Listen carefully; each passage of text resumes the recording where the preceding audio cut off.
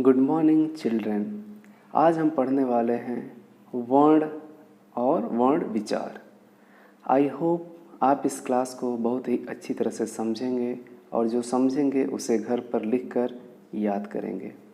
तो आइए हम देखते हैं वर्ण किसे कहते हैं या वर्ण क्या है।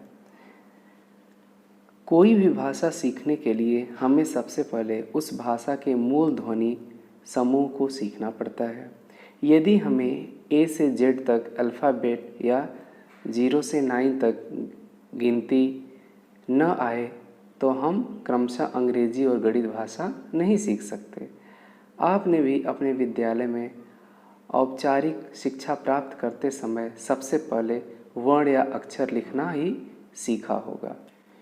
इस प्रकार हम कह सकते हैं कि वर्ण किसी भी भाषा का मूलाधार है, यानी मुख्य आधार है।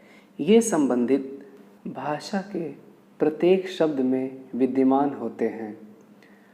वर्णों के मेल से ही शब्द बनते हैं।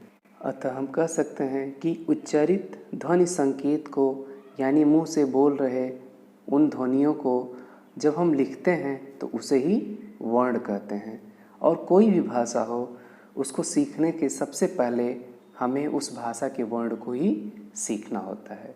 जैसा कि आप पुस्तक में परिभाषा को देख सकते हैं, किसी भी भाषा की मूल ध्वनियों के व्यवस्थित समूह को वर्णमाला कहते हैं।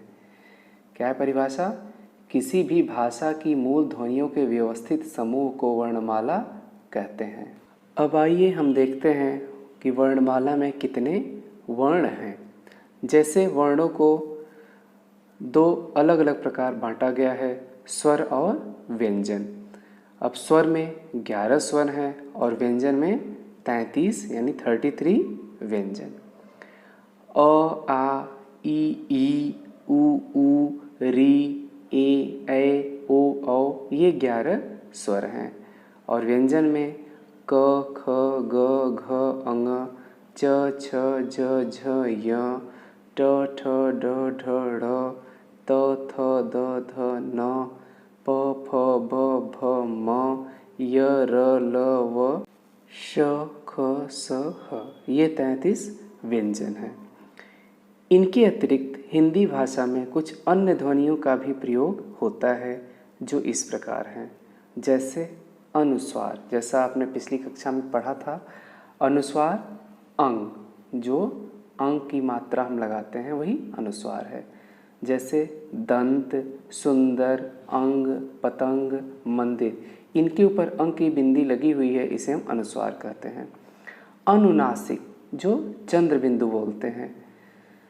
माँ, आँख, चाँद, बांका, जांचना, इसमें चंद्र बिंदु का प्रयोग किया गया है। विसर्ग का प्रयोग अह, जैसे अतः, प्रातः, अंततः, वस्तुतः। इसी प्रकार निम्न बिंदु यानी जो अक्षर के नीचे लगाते हैं। पकड़, चढ़, पढ़ाई, लड़ना, बढ़ना। अर्धचंद्र, वॉल, कॉलेज, डॉक्टर, कॉल, यानी ये शब्द जो हैं अंग्रेजी भाषा से आए हुए हैं। इसी प्रकार नुक्ता उर्दू भाषा से आया है। जैसे खत, ख्याल, जिंदा, पाकीज़ा, ज़िंदगी। तो इस प्रकार से हम इन सभी वर्णों को पढ़ते हैं। अब हम नेक्स्ट पेज पे आते हैं। वर्णों के भेद। हिंदी वर्णमाला में वर्ण दो प्रकार के होते हैं, स्वर और व्यंजन। स्वर क्या है? जिन ध्वनियों यानी वर्णों के उच्चारण में श्वास वायु यानी हमारी सांस बिना किसी रुकावट के मुंह से निकलती है उन्हें स्वर कहते हैं। और ये स्वर कितने हैं? 11। यानी हम इसको जब बोलते हैं तो हमारी सांस बिना किसी रुकावट के with fluency it is coming out, तो इसे हम स्वर कहते हैं। जैसे अ, आ, ई, उ, री, ए, ओ और औ। व्यंजनों के साथ प्रयोग करते समय स्वरों का प्रयोग उसी रूप में नहीं किया जाता, बल्कि उनके चिन्हों का प्रयोग किया जाता है। ये चिन्ह ही मात्रा कहलाते हैं। जैसे आ की मात्रा, ई की मात्रा, उ की मात्रा, ए की मात्रा, ए की मात्रा, यानी ये सभी मात्रा के रूप में प्रयोग होते हैं, सिर्फ अ को छोड़कर। अ को छोड़कर सभी स्वरों के लिए भाषा चिन्ह बनाए गए हैं, क्योंकि अ स्वर तो प्रत्येक व्यंजन में होता है यह, यानी अ स्वर सभी व्यंजन के साथ जुड़ा होता है। कोई भी व्यंजन हो उसमें, जैसे क धन अ बराबर क, अब क आधा है उसमें अ जुड़ा है तो क पूर्ण हुआ। इसी प्रकार जितने भी व्यंजन है उसमें अ जुड़ा हुआ होता है।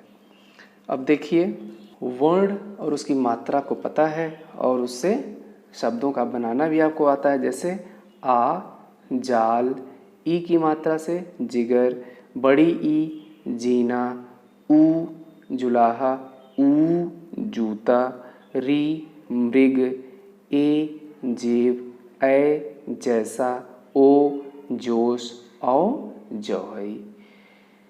अब आप स्वर तो समझ लिए, अब आइए हम व्यंजन के बारे में पढ़ते हैं।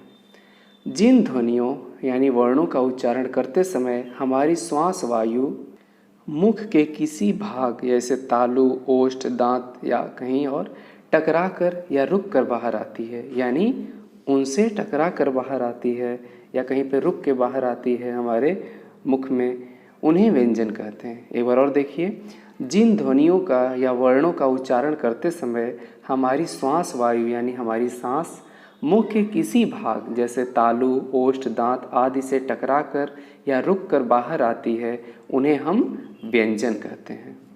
हिंदी वर्णमाला में मूलतः 33 व्यंजन होते हैं, जिन्हें इस पाठ के शुरू में हमने पढ़ा था। ड़ ढ़ व्यंजन क्रमशः ड और ढ व्यंजनों से विकसित हुए हैं, यानी उससे इनका विकास हुआ है। और सभी व्यंजनों में अ स्वर भी मिला रहता है, जैसे म है तो आधा म है और अ लगा है तो पूर्ण म बनता है। अब आइए अगले पेज को देखते हैं। किसी भी व्यंजन को स्वर रहित करने के लिए उसके नीचे हलंत लगाया जाता है, यानी जब हम किसी व्यंजन को स्वर रहित करना है तो उसके नीचे हलंत लगा देते हैं, और जब हम हलंत का प्रयोग करते हैं तो वो व्यंजन आधा हो जाता है, यानी स्वर रहित हो जाता है। बच्चों, आपको याद रखना चाहिए कि स्वरों का उच्चारण बिना किसी अन्य वर्ण की सहायता से अर्थात स्वतंत्र रूप से होता है। व्यंजनों का उच्चारण सदा स्वर की सहायता से होता है, किंतु लिखते समय हम स्वर रहित व्यंजन लिखते हैं। जैसे हम व्यंजन को पूर्ण रूप से नहीं लिखकर उसे हम अलग प्रकार से दर्शा सकते हैं, जैसे म आधा है और अ अलग लिखा हुआ है। अब म व्यंजन का हिस्सा है और अ स्वर का हिस्सा है। अब इसी का अगला हिस्सा है संयुक्ताक्षर, यानी स्वर रहित व्यंजनों का मेल।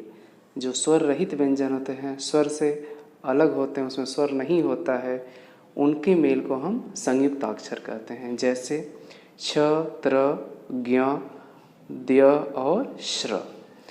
छ छतरी वाला छ जो हम लोग पढ़ते हैं, उसमें छ कैसे लिखा जाता है? आधा क है, श है और अ है, तो इस प्रकार छ हो गया। त है, र है और अ। अब त देखिए आधा है, र भी आधा है, अ पूर्ण रूप से है तो त्र हो गया। इसी प्रकार ज्ञ है, ज्ञ में आधा ज है, आधा य है और अ है, तो ये ज्ञ हो गया। तो इन शब्दों को, इन अक्षरों को हम संयुक्ताक्षर कहते हैं। संस्कृत में कुछ संयुक्त व्यंजनों के लिए एक वर्ण के अक्षर बनाए गए हैं। हिंदी भाषा में भी इनका प्रयोग किया जाता है। छ, त्र, ज्ञ, श्र, द्य इसी के अंतर्गत आते हैं। अब इस पे नीचे आप देखिए, छ से लेकर के विद्यालय तक इनकी रचना दी गई है। आप इनको पढ़ेंगे और समझेंगे। अब हम द्वित व्यंजन के बारे में पढ़ेंगे। द्वित व्यंजन क्या है? जब एक ही व्यंजन का दो बार साथ साथ प्रयोग होता है तो उसे द्वित व्यंजन कहते हैं। जैसा कि ऐसे शब्दों को आपने कई बार पढ़ा होगा।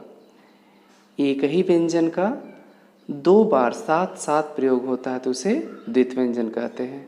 जैसे खट्टा। अब खट्टा में ट 2 बार आया है। पत्ता, बच्चा, इसमें त 2 बार आया है। बच्चा में च 2 बार आया है। और जो व्यंजन पहले आया है उसमें स्वर नहीं है, यानी वो आधा है। जैसे खट्टा में पहला वाला ट आधा है, पत्ता में पहले वाला त आधा है, और बच्चा में पहले वाला च आधा है, उसमें स्वर नहीं लगा है, तो इसे हम द्वित व्यंजन कहते हैं। तो आशा है आपने इसे अच्छे से पढ़ा और समझा होगा।